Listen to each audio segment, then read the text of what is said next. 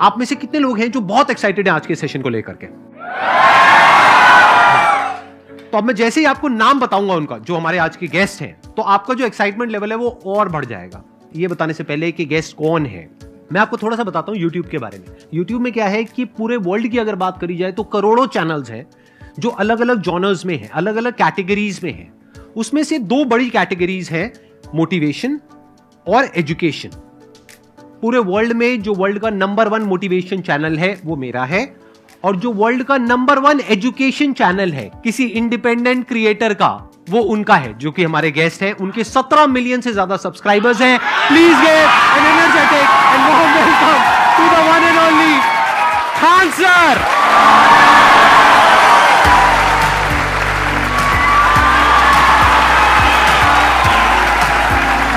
क्या हाल जी, कैसे हैं आप?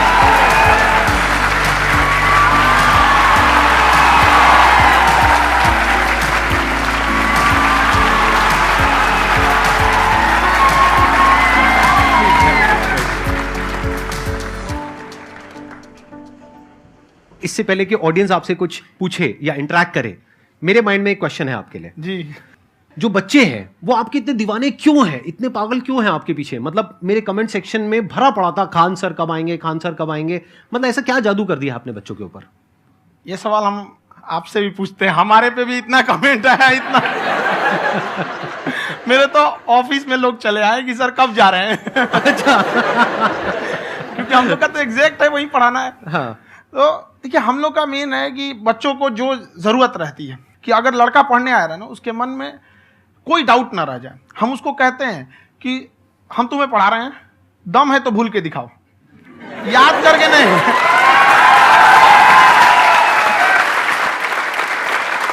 प्लस आप जिस प्राइस पॉइंट पे पढ़ा रहे हैं, आई थिंक वो सबसे कम है, वो बहुत ही कम है। सर ये जो फीस का कल्चर है, ये हमारा इंडियन कल्चर नहीं है। हमारा इंडियन कल्चर गुरु दक्षिणा है, उस हिसाब से वो सही है।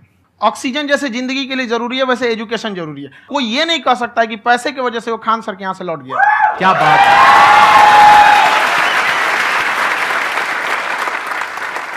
मैंने देखा कि आपका ये जो चैनल है कि ये पिछले 3 साल के अंदर अंदर ही ग्रो किया है। हमको जब चैनल शुरू हुआ तो एक दिन में हम 4-5 वीडियो बनाए।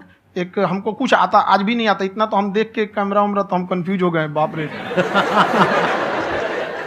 तो हम एक ही दिन में वीडियो शूट किया, पढ़ाने वाला टॉपिक था हमको। उसके बाद कभी वीडियो नहीं, 6-7 वीडियो एक ही बार शूट कर लिए। और एक जो थे जिनका कैमरा वगैरह था, मेरे पास कैमरे भी नहीं थे उस टाइम, और कैमरा 35,000 का था, तो 6 महीना इसी में लग गया, जो 35,000 इसी में फंस जाएगा। तो उनके कैमरे से शूट किए, उन्होंने कोई चार्ज लिया, उसके बाद हम छोड़ ही दिए। लॉकडाउन लगा, तब हम कहें आप कैसे पढ़ाएंगे, वो तो 1 दिन 2 दिन करते करते अचानक लंबा हो गया। तब हमको याद आया कि ओहो मेरा एक चैनल भी है वहाँ पे। तो उस समय उस पर लगभग 30,000 सब्सक्राइबर हो चुके थे।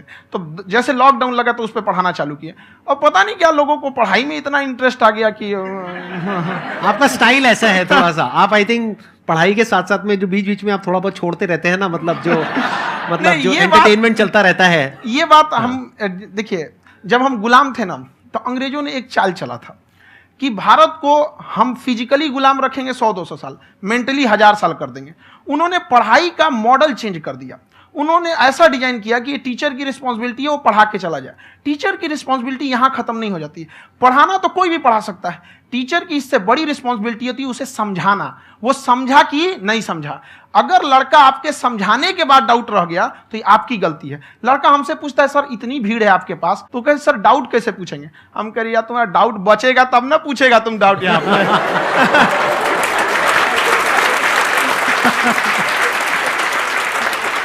कॉन्फिडेंस नेक्स्ट लेवल है खान सर का, मानना पड़ेगा। और शायद यही वजह है इनकी जो ग्रोथ है उसका। किसी ने शायद सपने में भी नहीं सोचा होगा कि पिछले 2 साल के अंदर अंदर जो आपके चैनल की ग्रोथ हुई है, जैसे आप खुद ही बता रहे हैं कि लॉकडाउन के टाइम पे आपके 30,000 के करीब सब्सक्राइबर्स थे, आज की डेट में 17 मिलियन है। और मेरा एक क्वेश्चन और है, इससे पहले कि ऑडियंस में से आपसे कोई क्वेश्चन पूछे, कि कई बार आप ऐसे भी टॉपिक्स टच करते हैं जो थोड़े से कंट्रोवर्शियल हैं या थोड़े से सेंसिटिव हैं, जिसके ऊपर बात करने की हिम्मत आई थिंक बहुत ही कम लोगों में है। तो आपको कभी ये नहीं लगता है कि कहीं ज्यादा तो नहीं हो रहा है, इसको थोड़ा रोक देते हैं, थोड़ा कम कर देते हैं? क्योंकि कोई लाइन ही नहीं है वैसे तो बोलने को, तो आप कुछ भी बोल दो, कितना भी बोल दो। हुई है कंट्रोवर्सी बहुत बार। एक्चुअली बचपन से हमको फौज में जाना था, और फौज वालों के लिए ये सब मायने नहीं रखता। उसको करना है मतलब करना है, तुम सामने कुछ भी रहो, डजंट मैटर।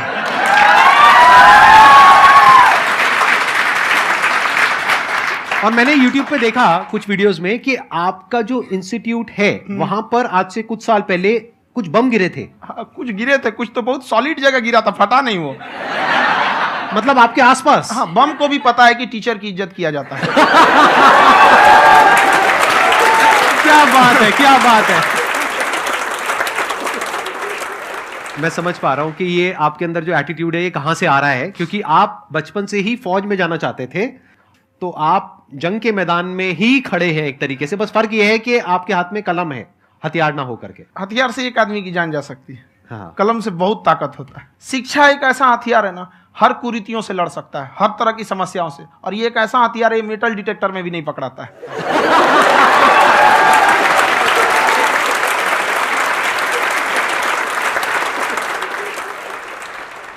मेरा क्वेश्चन ये है कि अभी प्राइवेट ऑर्गेनाइजेशंस में पीटने का, पनिशमेंट का ये सिस्टम जो है खत्म हो गया है।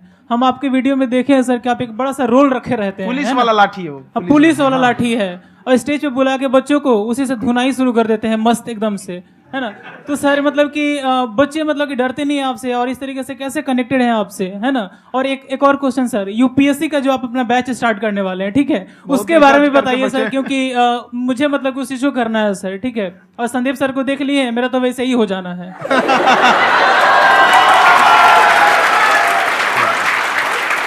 क्या हो जाना है? मेरा पूरा कंप्लीट करो। I'll be an IAS officer next year because I have seen you, sir. My day is like complete, sir. All the best. Thank you so much, sir. Thank you. पूरा बोला करो। Thank you. देखिए, लड़कों को जहां तक पीटने की बात है, जब पढ़ाने की बात आएगी तो उसको हम पूरे बेहतरीन ढंग से पढ़ाएंगे। लेकिन जब सजा देने की बात आएगी ना, तो वो भी बेहतरीन ढंग से होगा। ऐसा थोड़ी होगा कि बस एक ही चीज बेहतरीन ढंग से होगा। और डर का होना बहुत जरूरी है। ये डर भी अपने आप में एक मोटिवेशन है, क्योंकि जब आपके अंदर एक थोड़ा सा डर रहे ना, तो डर के भागिए मत। एक ऐसा डर जिसको आप लगे कि नहीं नहीं थोड़ा सा और करने की जरूरत है, फिर तो ये हम इसको क्रॉस कर जाएंगे यहाँ पर। तो लड़कों के अंदर ये डर बनाना भी जरूरी रहता है। और रही बात यूपीएससी वाले की, जो आपने बोला, बहुत सारे लड़के वेट कर रहे हैं यूपीएससी की, क्योंकि 2-2.5 लाख फीस सारे लोग एफोर्ड नहीं कर सकते। और हमारा वही रहता है, हम तो ज्यादातर हमारे स्टूडेंट देखेंगे तो किसी के रिक्शा वाला, सब्जी वाला, यही लोग, इनको तो 2.5 लाख रुपया, इनके पास पूरी संपत्ति नहीं होती है, फीस कहाँ से भरेंगे वहां पे, उसके बाद रहेंगे कहाँ से। तो ऑल ओवर इंडिया से, कश्मीर से कन्याकुमारी तक, गरीब से गरीब भी लड़का उसको पढ़ सकता है। यही कुछ 1000 रुपये मंथली, 12-14 हजार साल का पड़ेगा, खत्म हो जाएगा इतना में।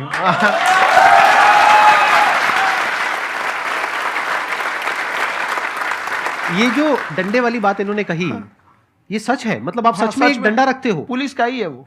और मारते हो? हाँ, कि मतलब अगर कोई लड़की छेड़ता है या ऐसा कोई भी उल्टा पुल्टा काम पढ़ाई करता लिखाई है, कुछ भी गलती करेंगे तो पिटाएंगे वो यहाँ पे, कैमरे पे, ऑन कैमरा, जैसा भी रहे, कुछ भी पिटाना तो उनको फिक्स है। एक तो कोई मतलब विधायक जी थे, उनके लड़का को पीट दिए, तो चला दल बल लेके अपना वहां पे। उसने घर पे नहीं बताया था कि सर ने पीटा है, बस बोल दिया कोचिंग में पीटा है। बाद में पता चला हम पीटे हैं, तो उसके पिताजी मेरे सामने और पीटे।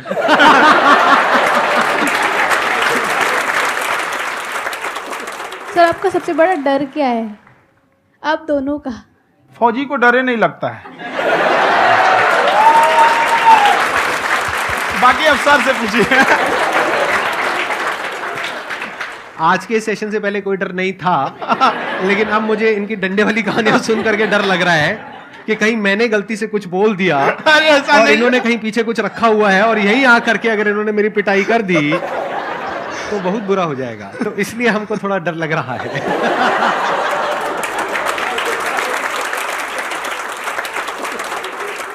आपकी डेली कितने घंटे क्लासेस होती हैं? 6-7 घंटे। अभी भी खुद ही करते हो आप? हाँ, हमारे स्टाफ परेशान रहते हैं। हम 1:30-2 बजे सोते हैं, सुबह 6 बजे उठ जाते हैं, परेशान रहते हैं। अरे इतना क्यों करते हो, है ना?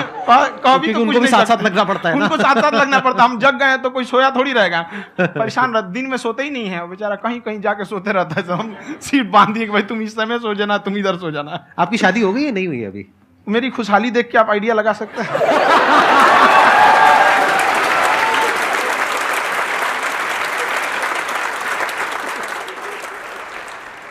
First of all I would like to say sir thank you so much to you and to your team कि आपने मुझे यहाँ आने का मौका दिया। एंड सर अब तक मैंने आपको सिर्फ फ़ोन या लैपटॉप में ही देखा है दोनों को, आज फर्स्ट टाइम लाइव देख रही हूँ तो बहुत अच्छा लग रहा है। तो मेरा क्वेश्चन ये है सर आपसे, जब हम लाइफ में कोई डिसीज़न लेते हैं कि हमें ये पर्टिकुलर चीज़ करनी है और क्योंकि हम डिसीजन लेते हैं तो हमारी आदत है कि पहले हम 4 लोगों से पूछते हैं कि तू बता तेरी क्या राय है, तू बता तेरी क्या राय है। तो उनमें से अगर कोई हमें कह देता है कि ये बेकार डिसीजन है मत कर, तो हमारा माइंड कहीं ना कहीं डाइवर्ट होने लगता है और उसकी वजह से हम अपना डिसीजन चेंज कर देते हैं। तो मेरा क्वेश्चन ये है कि कैसे हम अपने डिसीजन पे स्टिक रहे, कैसे हम जो दूसरे के ओपिनियन है उनको अफेक्ट ना होने दें अपने ऊपर। दूसरे से सलाह लेने से पहले एक बार खुद उस पर रिसर्च कर लेना चाहिए, ताकि आप सामने वाला क्या सलाह दे रहा है आपको समझ में आना चाहिए। यहाँ पर ऐसा नहीं है कि कई बार ऐसे होते हैं कि दूसरे वाले को एक्सपीरियंस होता है, तो अगर आपको पहले से आइडिया है, उसके बारे में आप बेहतरीन ढंग से रिसर्च किए हैं कि क्या इसमें प्लस पॉइंट है क्या निगेटिव है, उसके बाद आप किसी से सलाह लेने जाइए। ये नहीं कि मन में सीधे बताओ गड़बड़ा जाएगा। तो वहाँ पे पहले आपको R&D करना पड़ता है, समझ में आया कि नहीं। और जिंदगी हो या गाड़ी, जीतेगा वही जो टाइम पे गियर चेंज कर रहा है। तो डिसीजन चेंज करना बहुत ज़्यादा गलत नहीं है। इन्होंने बहुत अच्छी बात कही है और मैं इसी बात में थोड़ा सा और ऐड ऑन करूंगा कि ये जो आपने कहा ना कि अपने डिसीजन पे स्टिक कैसे रहें, ये कोई अच्छी क्वालिटी नहीं है, क्योंकि टाइम टू टाइम आपको अपने डिसीजंस को चेंज करना होता है। जैसे आपने 4 लोगों से डिस्कस किया, कोई इंसान कुछ पॉजिटिव बोल रहा है, कोई नेगेटिव बोल रहा है, उससे फर्क नहीं पड़ना चाहिए। डिपेंड ये करता है कि वो जो बोल रहा है उसका बेसिस क्या है। क्या वो किसी नॉलेज या एक्सपीरियंस के बेस पे बोल रहा है या ऐसे ही कुछ भी बोल रहा है? ऐसे ही बोल रहा है तो फिर उसकी बात पे ध्यान क्यों दे रहे हो? अगर किसी नॉलेज या एक्सपीरियंस के बेस पे बोल रहा है, फिर चाहे वो पॉजिटिव बोल रहा है चाहे नेगेटिव बोल रहा है, दोनों ही मायने रखता है। उसके बाद में रिसर्च करनी है और फिर रिसर्च करने के बाद में फाइनल डिसीजन अपना खुद का होना चाहिए। अब वो डिसीजन उससे अलग भी हो सकता है जो आपने पहले लिया था, और वो सेम भी हो सकता है। सर मेरा क्वेश्चन दोनों से है आपसे, how to deal procrastination and laziness. हमारा ब्रेन है ना, ये बहुत आलसी टाइप का, इसको आराम खोजना पसंद है। अब थोड़ा सा भी अब इसको आराम की ओर लेके चले गए ना तो फिर उधर ही रहेगा। आप सोचेंगे 10 मिनट आराम कर लेते हैं ना, तो 10 मिनट 2 घंटा बना देगा। उसको टॉर्चर कीजिए, चल 10 मिनट बाद में।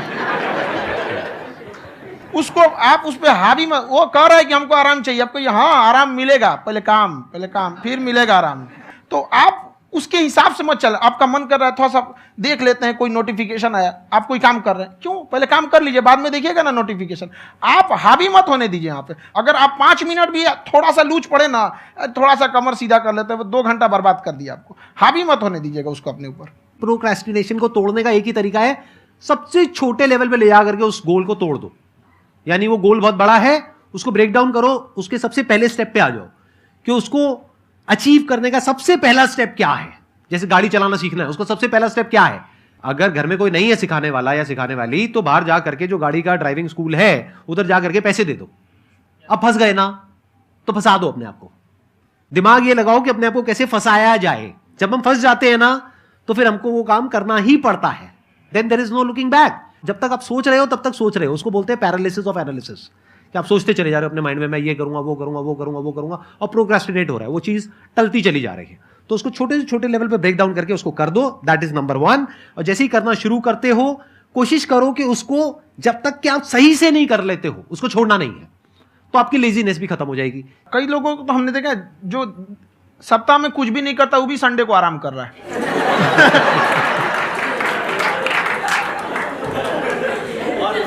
वैसे कहा भी जाता है कि अगर कोई काम आपको करवाना है ना तो ऐसे किसी इंसान को दो जो बिजी है। हाँ। ऐसे आदमी को मत दो जो खाली है। ये परफेक्ट एग्जाम। किसी को भी आप देखिएगा जिसको आप कहते हैं कि मतलब थोड़ा ठीक ठाक आप समझते हैं कि नहीं ये बहुत आगे निकल, वो एक काम को खत्म करने के बाद कभी आराम नहीं करेगा। एक काम खत्म हुआ उसको लगेगा हाँ एक खत्म हो गया, अब दूसरा करना चाहिए। और वही जिसको देखिएगा एक खत्म हो गया और आराम करना चाहिए, कभी नहीं, लाइफ में आखिरी सांस तक। सर यहाँ पे सब हिंदी में पूछते हैं, इंग्लिश में पूछते हैं, मैं भोजपुरी में पूछूं? जौन भाषा ठीक लगे तोने में पूछ दो। हाँ सर।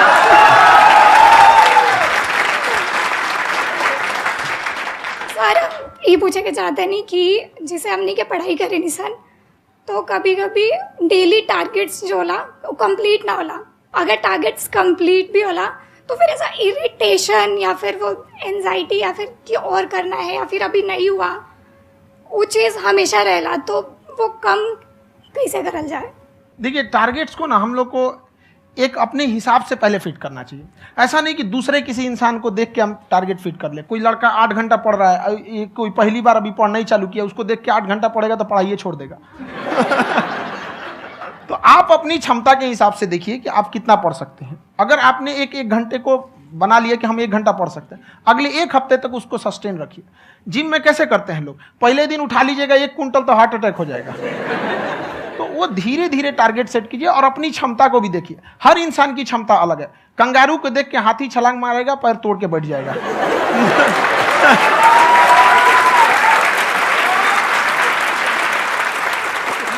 अब संदीप सर का मोटिवेशन देख के इसका मतलब क्या कि ट्रेन के आगे खड़ा हो जाएंगे, ढकेल देंगे तुमको। हालांकि ऐसा कर देते हैं, लेकिन ऐसा करिएगा लोग नहीं, क्षमता पता होना चाहिए। आपके अंदर एंजाइटी हो रही है कि मैंने कर तो लिया है। आप ये नहीं कह रहे कि मैंने कुछ भी नहीं किया है फिर मेरे को एंजाइटी हो रही है। आप ये कह रहे हो मैंने काफी कुछ कर लिया है फिर भी एंजाइटी हो रही है कि कहीं कुछ छूट तो नहीं गया है। तो बेसिकली आपको ये देखना है कि अगर आपके अंदर ये एंजाइटी हो रही है, that means you are a very good student. आप एक अच्छे स्टूडेंट हो। क्यों? क्योंकि बहुत सारे स्टूडेंट्स तो ऐसे हैं उनको पढ़ने के नाम से एंजाइटी होती है। तो आपको एंजाइटी हो रही है कि मैंने पढ़ लिया। दिन में मानो 8 घंटे का आपने टारगेट सेट किया और 6 घंटे पढ़ लिया, या मान लो 8 घंटे भी पढ़ लिया, फिर भी एंजाइटी हो रही है कि मैंने 10 घंटे नहीं पढ़ा। तो ये तो अच्छी क्वालिटी है ना, ये तो एक ब्रिलियंट स्टूडेंट की क्वालिटी है। क्योंकि एंजाइटी उसी को होती है जो केयर करता है, जिसको परवाह है, उसी की तो एंजाइटी होती है। जैसे माँ को अपने बच्चे की, जैसे एक माँ को अपने बच्चे को लेकर के एंजाइटी होती है। हंस लो मजाक उड़ा लो मेरा। कोई बात नहीं, एडिट कर देंगे इसको हम। हाँ।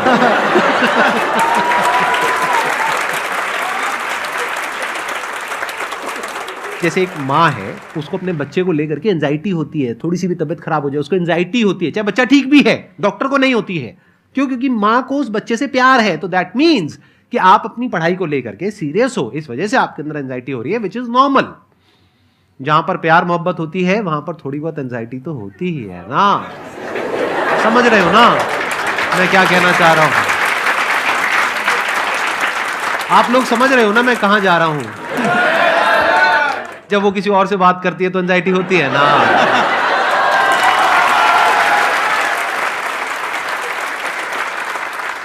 सर, आपकी स्टोरी हमने सुनी थी, तो एक टाइम आया था जब आप गंगा किनारे जाके बैठ गए थे।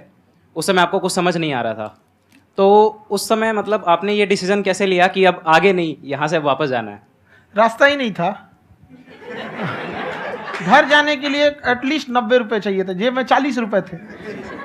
कैसे घर जाते हैं? और हम गंगा के किनारे चुपचाप बैठे बैठे हम कहें कि अब बहुत टेंशन हो गया, अब घर जाना चाहिए। रूम पे, तो किराए के रूम पे ही आदमी सारे लोग रहते। गए वहाँ पे तो रूम लॉक हो गया था। तुम खटखटाए तो ऊपर से गुस्सा से बोले जो ऑनर थे, क्या टाइम हो गया है? तुम कहीं 9-10 बज रहा होगा। घड़ी देखिए तो 2 बज रहा था रात का, 2-2:30 बज गया था वहाँ। टेंशन में आप तो होता है, कई बार ऐसा समय आएगा कि लगेगा जैसे अब कुछ नहीं हो सकता है। तो इससे घबराना नहीं है। कभी कभी गुच्छे की आखिरी चाबी भी ताला खोल देती है।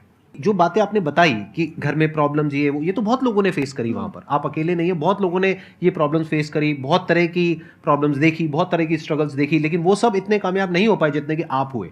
तो आपके अंदर ऐसा कुछ ना कुछ है जो औरों के अंदर नहीं है। तो वो मैं जानना चाह रहा हूं कि वो ऐसा क्या था जहां से कि आपका दिमाग यहां तक सोच पा रहा है कि मैं पूरे इंडिया में इतने बड़े लेवल का चेंज लेकर के आ सकता हूं, एजुकेशन फील्ड में रेवोल्यूशन लेकर के आ सकता हूं। ये सोचना ही बहुत लोगों के बस का नहीं है। मेरी एक खुद की थिंकिंग, अगर हमको कोई 100 रुपए किसी काम के लिए दिया, हम सबसे यही कहते हैं, तो हम कोशिश करते हैं उसे 200 का रिटर्न दे।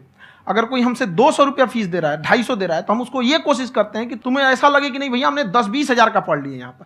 वो ईमानदारी से कभी कमी नहीं। और हमेशा अगर हम प्रॉमिस X का करते हैं तो डिलीवर 4X करना चाहते हैं। ध्यान से सुनना और ध्यान से समझना इस फर्क को। अगर आप समझ पाए तो बहुत आगे जाओगे लाइफ में।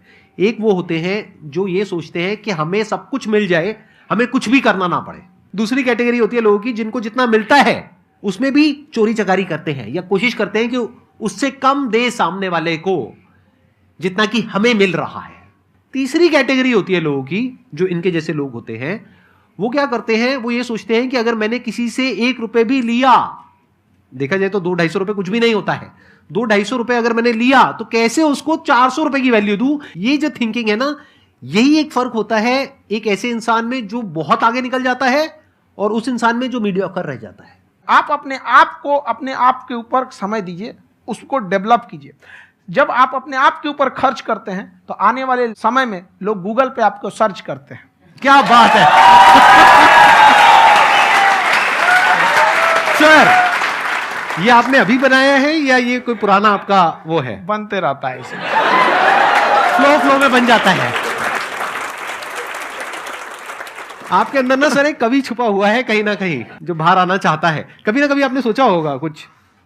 कभी कभी देखिए, एक चीज है, संगत का बहुत अच्छा असर पड़ता है। ये चीज को हमेशा, संगति का मतलब लोग हल्के में ले लेते हैं। संगति का मतलब होता है संग संग गति। तो अच्छे लोग के साथ रहेंगे तो संग संग अच्छी गति होती जाएगी, खराब में रहेंगे तो ये भी होता है। बट अपने आप को थोड़ा सोचना चाहिए कि हम केवल जी के मर जाएं इसके लिए नहीं आए हैं। लोग कहते हैं कि सर नाम क्यों नहीं बताते अपना। हमारी एक ही सोच है कि जाने के बाद इस दुनिया से हमको मतलब एक चीज देना चाहते हैं स्टूडेंट्स को, कि वो याद करें कि इस पैसे की भाग दौड़ की दुनिया में हर कोई दोनों हाथ से लूटने में लगा है खाली हाथ जाने के लिए, ये सबको लगा है। तो हर कोई को ये सोचना चाहिए कि था कोई इंसान जो इतने कम फीस में इतनी शिक्षा जो महंगी थी, जो कमाने का रास्ता था, उसको भी एकदम कंपटीशन इतना कर दिया कि अब लोगों को अपनी फीस बढ़ाने में डर लगता है कि अरे यार, लड़का कमेंट करता है कि खान सर इतना ले रहे हैं, आप बहुत बड़ा टीचर हो गए।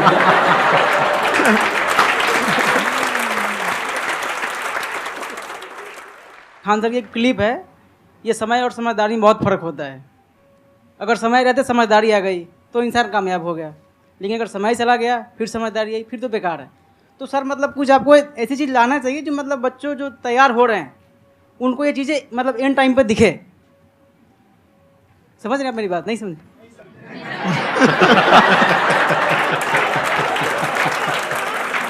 यही होता है सर, सर का मोटिवेशन ज्यादा हो जाता है।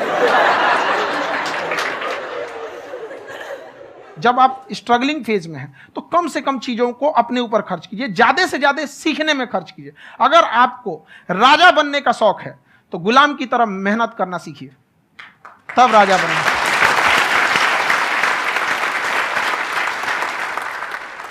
ये दुख, ये दर्द, ये सब तेरे अंदर है।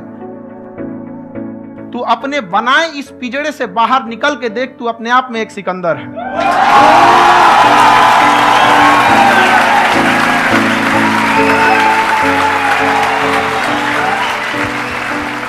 Thank you so much sir for coming. बहुत मजा आया मेरे को आपके साथ में इंटरेक्ट करके। आई एम श्योर आप लोगों को भी बहुत मजा आया होगा।